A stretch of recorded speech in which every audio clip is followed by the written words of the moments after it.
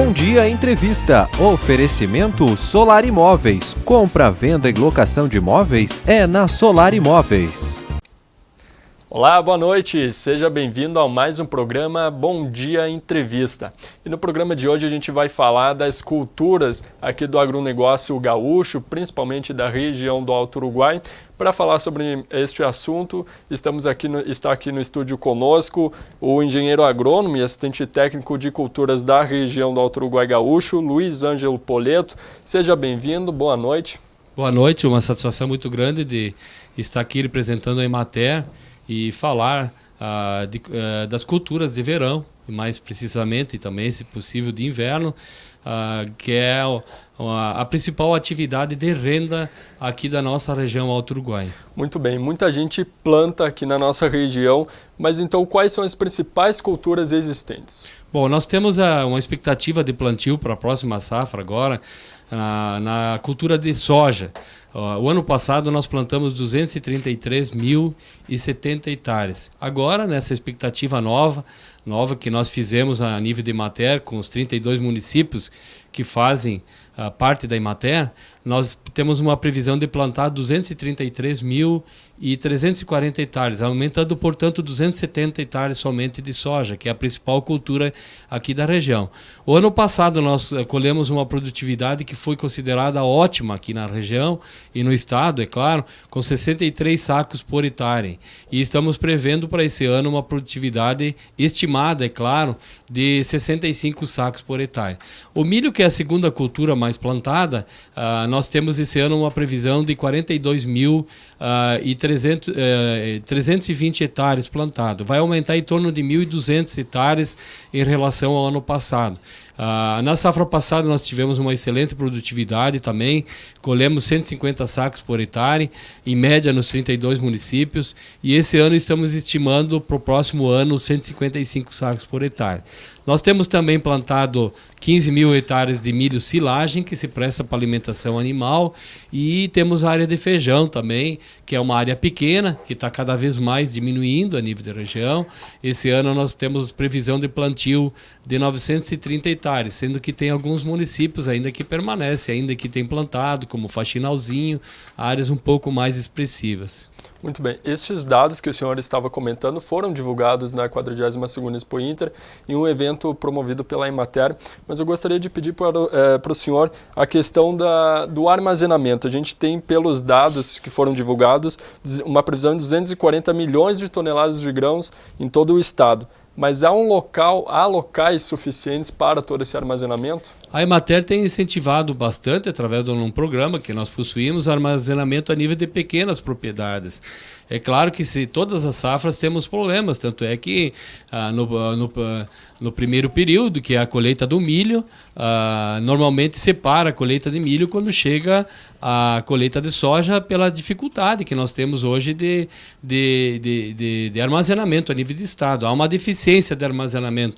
É uma técnica que a gente recomenda muito, e é uma técnica, se a gente observar hoje a perda que o produtor tem com a armazenagem, com a má armazenagem, no caso,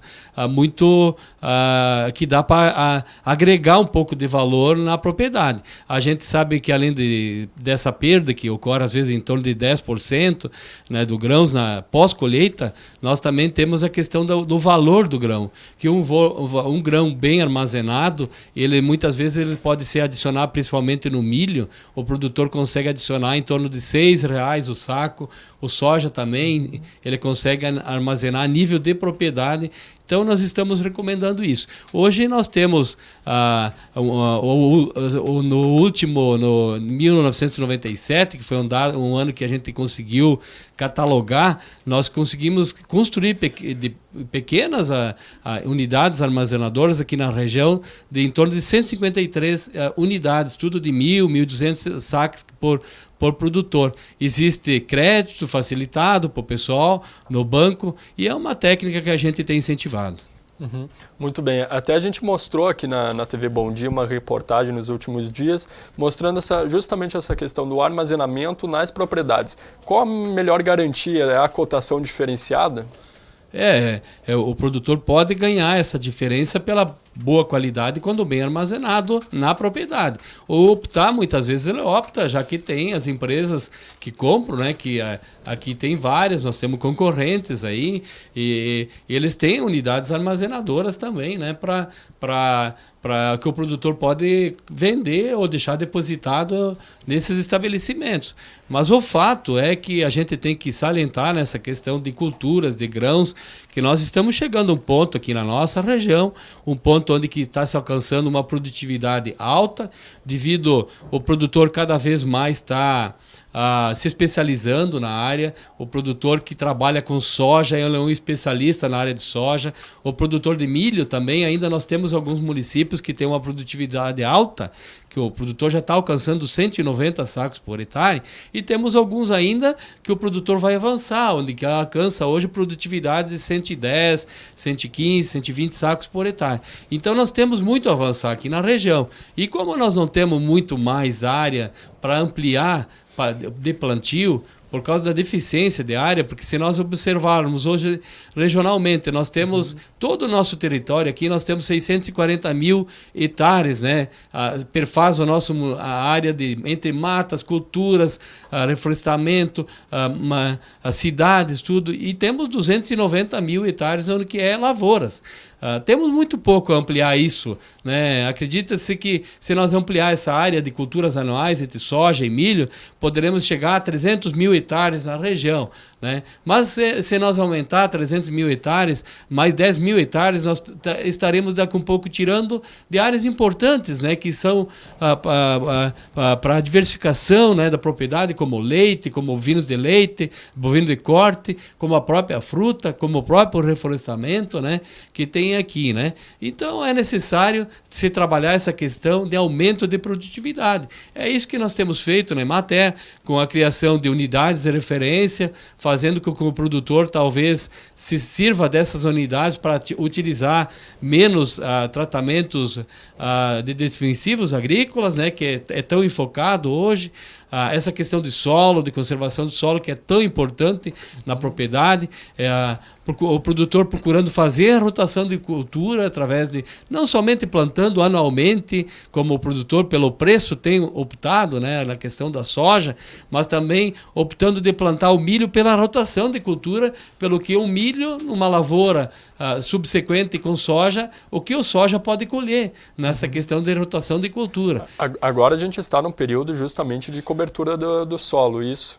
Estamos em cobertura do solo, só que hoje, da cobertura do solo nossa, que nós temos aí nessa área que vai ser plantada com grão aí no verão, nós temos em torno de 40 mil hectares que são plantados com trigo e cevada aí aqui na região.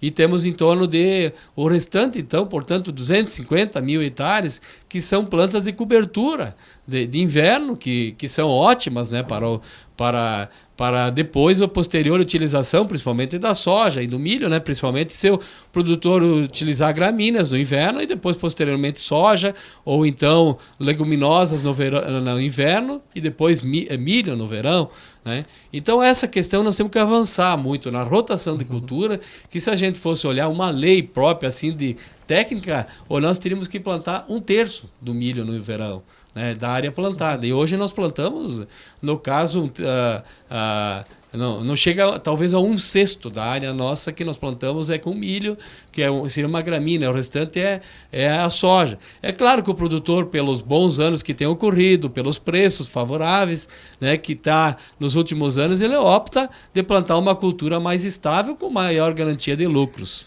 que é a soja. Complementando aquilo que o senhor tinha falado anteriormente, da questão de a gente produzir mais, mas em uma mesma terra, no mesmo local, tem a questão das chuvas também, que vem preocupando aí os agricultores. A gente tem uma média no estado de mais ou menos 1.800 milímetros ao ano. Quais são os outros fatores, além do tempo, que pode prejudicar na safra? A questão da chuva está favorecendo bastante o nosso agricultor nos últimos anos. Fazem 7, 8 anos que nós temos tido colheitas normais, mas o que incentiva mesmo que o produtor tem que estar, que é o produtor tecnificado, que é o produtor especialista na cultura de grão, ele tem que se preocupar com essa questão de, às vezes, dos tratamentos defensivos, utilizar na hora certa e de forma adequada, de fazer a conservação do solo, plantar variedades que sejam adaptadas, principalmente até com essa questão da chuva, que é interessante, né? A fertilidade do solo, e é claro que a questão do tempo influencia bastante na produtividade. Queira nós que continue dessa forma, né? O tempo favorecendo a nós, porque se a gente olhar a questão de preços, pelo menos na soja, ela tem sido favorável. Uma outra questão, já está acabando o nosso tempo, eu gostaria de lembrar, os dados foram divulgados pelo relatório do comércio exterior do agronegócio e que indicam aí uma redução de quase pela metade, são 48% a menos em questão então justamente das exportações do estado com grãos. As disputas comerciais entre a China e os Estados Unidos, o que elas têm a representar nestes números? Na verdade, a soja, que é um grão, né, que é uma commodity, e mesmo o milho também, que nós hoje exportamos bastante, mas se a gente olhar, a gente exporta o milho aqui no Rio Grande do Sul e importa também, mais importamos do que exportamos. A soja, ela depende hoje do dólar, que quando o dólar está alto, ela tem preços melhores.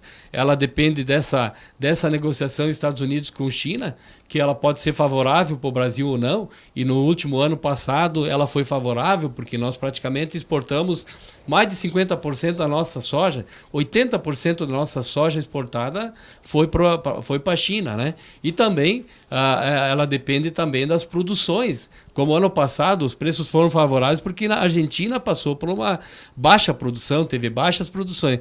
Então depende muito disso aí o preço, né? Depende dos Estados Unidos. Agora, como esse ano tem previsão também lá nos Estados Unidos não ter uma produção suficiente, o fato é que o Brasil ele tem que abrir também novos mercados. Nós temos esse mercado, que é um mercado emergente, no caso, que é a China, mas agora ninguém sabe a realidade mesmo, né? Quanto que está tendo esse problema, né, nos suínos lá, né? Quanto vai ser a diminuição da soja necessária para aquele país, né? Mas vai continuar sendo o principal importador de soja, mas já está tentando se buscar novos mercados, como a Indonésia, países com muita população, né, que estão crescendo bastante população, e eu acredito que a soja, pelo menos porque a gente vê aí os preços para esse ano, pelo que as previsões que se fez aí, e que nessa última semana já teve gente vendendo por contrato a mais de R$80 o saco, R$83 o saco, o que são preços muito favoráveis. Muito bem, vamos esperar aí então para ver estes resultados da safra deste ano. Eu já gostaria de agradecer ao senhor, nosso programa está ficando por aqui e retorne mais vezes aqui ao nosso programa. Obrigado. Muito bem. O Bom Dia em Entrevista de hoje fica por aqui, lembrando que para rever estes e outros programas, você pode conferir no nosso site acessando www.tvbomdia.com.br. Uma boa noite a todos e até o nosso próximo programa.